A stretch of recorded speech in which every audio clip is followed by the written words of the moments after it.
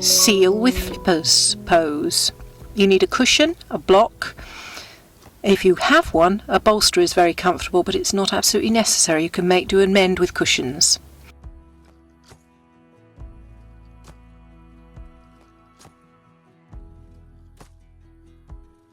Lie on your tummy with your arms crossed and prop yourself up on your elbows very slightly. This is a deep compression of the spine. It's very therapeutic for slipped or bulging discs between the vertebrae and excellent for the treatment of sciatica. The technique has been adopted by yin yoga specialists from a physiotherapist technique called the McKenzie Method and has been very successful with treating acute low back pain. It's also very helpful for those patients with sub-acute and chronic back pain. But of course, your body belongs to you, and only you know how far you can push it. So take your time to come to your own edge, ignoring everything that I'm saying if it's not working for your body. Just go as far as you can today without being competitive with yourself.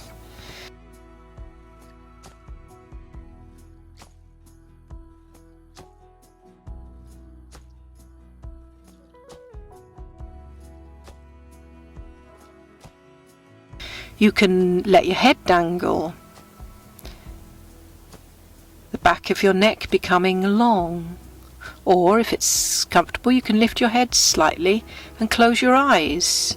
Your legs can be narrow or wide.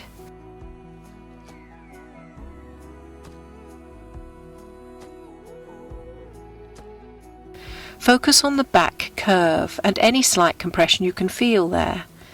This may be enough for you today. But if you want a challenge, you can put a bolster underneath your armpits or a pile of cushions under your elbows so that the softness will support your bones, which you can bring toward your chest and bring the top half of your body higher.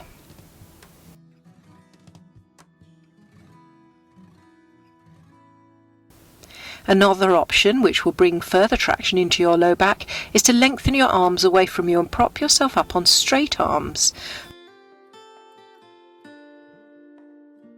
pushing slightly into the ground, which will transfer pressure into your low back, but that may be too strong for you today, in which case support your head in your hands or place it on a yoga brick.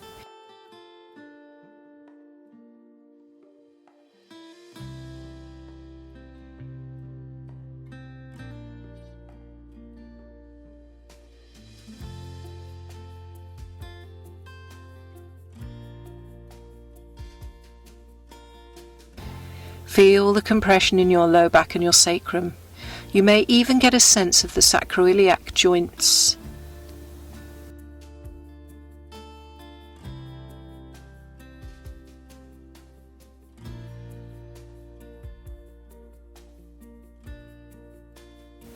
You can prop yourself up with blocks or bricks under your elbows, or put your elbows on a bolster. Get comfortable in whichever option suits you in terms of propping yourself up, and remain as still as you can. Coming in and out of the pose multiple times isn't advisable, because it's like bending a credit card, which will eventually snap.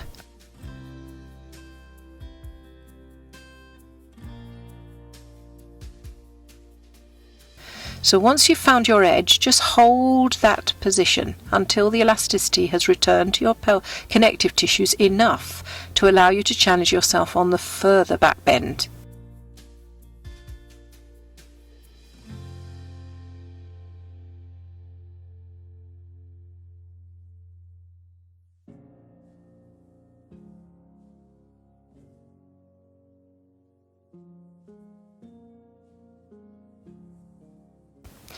Are your buttocks engaged? It doesn't matter if they are. It won't affect how compressed the spine is in this position.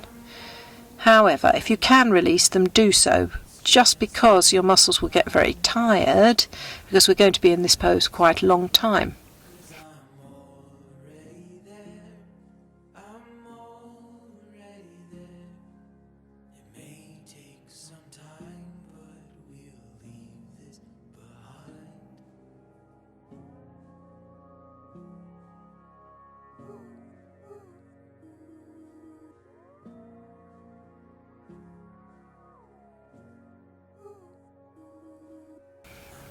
clench the fist and allow your index finger to pop out from the fist.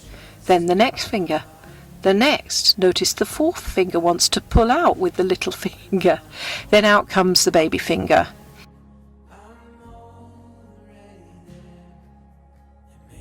Clench both fists again, and let's try it the other way around, with the pinky finger coming out first, then the fourth finger, the third, the second. Which way was easiest?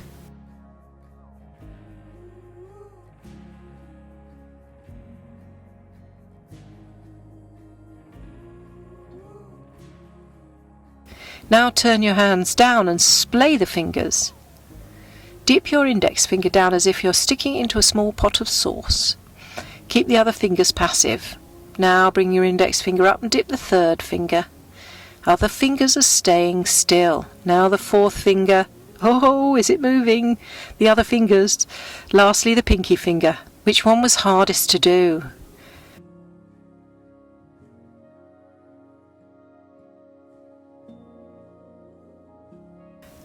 Now try that once more from the other end. Little finger reaches down into the pot and takes a bow. Did any of the other fingers move? Now fourth finger, third finger and index finger.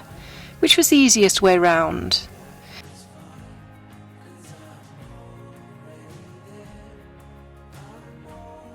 Now take your right hand and use your left hand to bend it backwards at the wrist, pushing your flat hand away from you. Switch hands.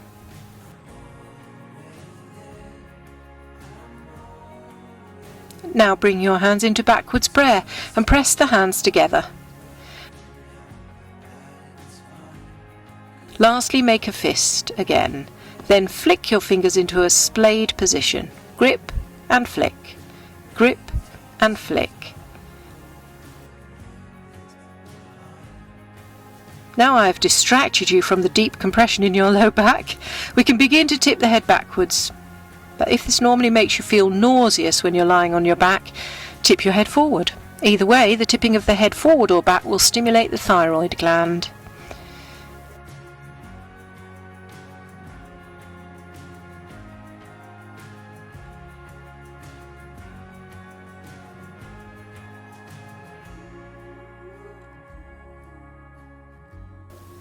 Now if your hamstrings aren't too tight, you can try bending the knees and bringing the feet towards the buttocks. Now that the fascia in your back has eased, let the arms come out, turning the hands out to the side. Removing all the blocks and bricks and bolsters and straighten your arms.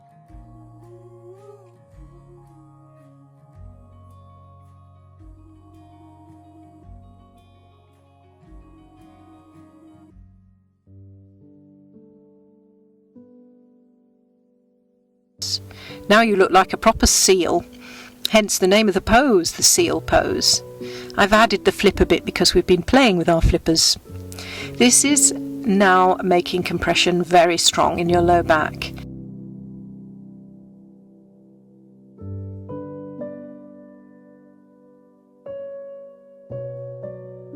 You can lock your arms out, and that creates stress in the connective tissue of the arms, which will help them to get strong and healthy. Remember that stressing the connective tissue allows the fascia, which is like the outer covering of an orange segment, and it's covering all the cells that the body has, to begin to slide smoothly over adjacent fascia, allowing things to slide smoothly.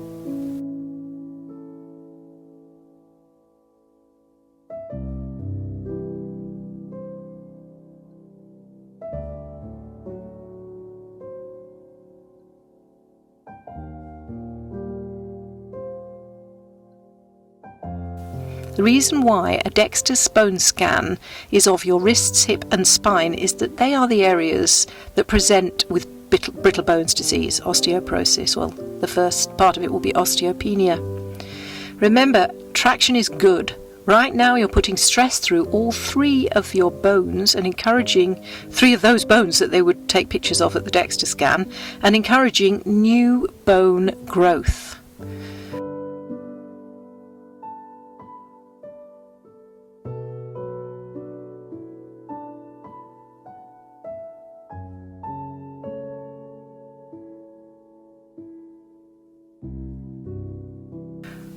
I am living proof that it's perfectly possible to reverse a very serious osteoporosis. I was told I would be in a wheelchair by the time I was 35, but I've done it entirely naturally and without drugs.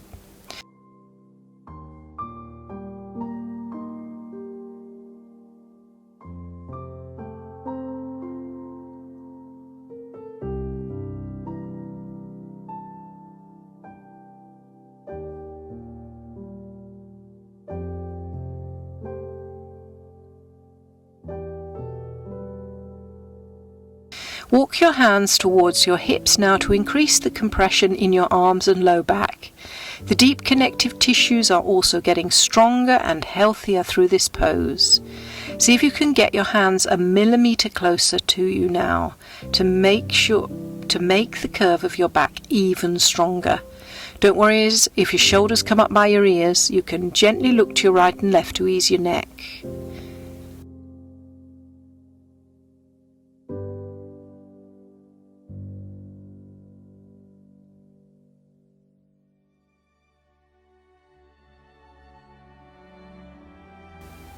You might experiment a bit with the arm positions. It's actually stronger to have your arms further forward, which takes you lower, but it gives you the opportunity to push into the ground to increase the spinal compression in your low back.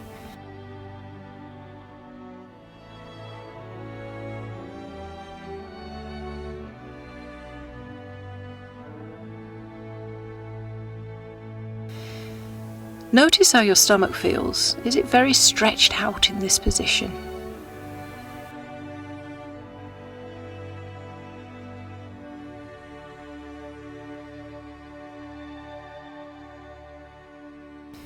Take your time to come out of the pose now, gradually creeping your arms away from you and lowering yourself down on your elbows again.